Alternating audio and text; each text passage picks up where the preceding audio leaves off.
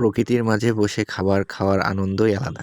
চারিপাশের সবুজ পরিবেশ, পাখির কিচিরমিচির আর বসন্তের বাতাস যেন মনটা একেবারে সতেজ করে তোলে। আর যদি সাথে থাকে মায়ের হাতের অমৃত, তাহলে তো কথাই নেই। আসসালামু আলাইকুম এভরিওয়ান, সকলে কেমন আছেন? আশা করি সকলে অনেক ভালো আছে। আহা, এত সুন্দর পরিবেশে বসে খাওয়ার সুযোগ কয়জন আর হয়? মনে হচ্ছে আজ আমি কোনো রাজা বাদশা, শুধু রানীই নাই পাশে। ও না না না, প্রজারা নাই পাশে। এই যে দেখুন আমার আজকের রাজকীয় ভোজ, সুস্বাদু খাবার, মনোরম পরিবেশ, আর আমি একা একা খাচ্ছি। আহ, যদি কেউ পাশে বসে ভাগ নিতে আসতো, কিন্তু তার কোনো প্রয়োজন নেই। ভাগ নেওয়ার লোক ভিতরে স্বাদ উপভোগ করছে। আজকে আমি খাচ্ছি গরুর মাংস, পোলাও, ডিম, কলিজা ভুনা, সবজি, ডিম ভর্তা আর সালাদ।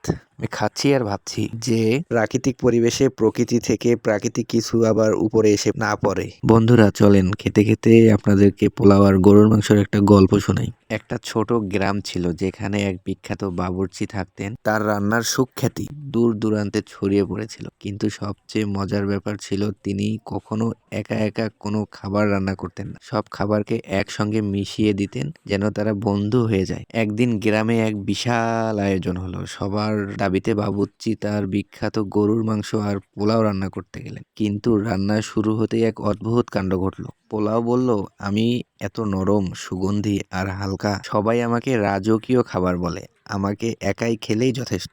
গরুর মাংস হেসে বলল, তুমি তো শুধু চাল আর ঘি, আমি না থাকলে খাবারে আসল স্বাদই আসে না, আমি মশলার রাজা।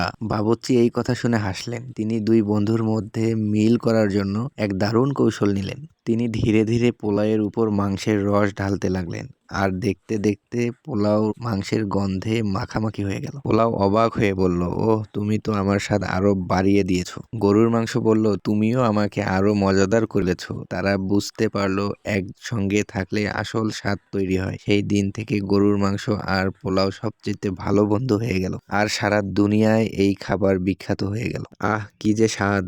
নাকি প্রাকৃতিক আবহাওয়ার জন্য সবকিছু বেশি সুস্বাদু লাগছে। খেতে খেতে ভাবছি, যদি এমন পরিবেশে খেতে পারতাম তাহলে হয়তো আমি আর রেস্টুরেন্টে যেতামই না। আজ আমি এক অন্যরকম অভিজ্ঞতা নিচ্ছি।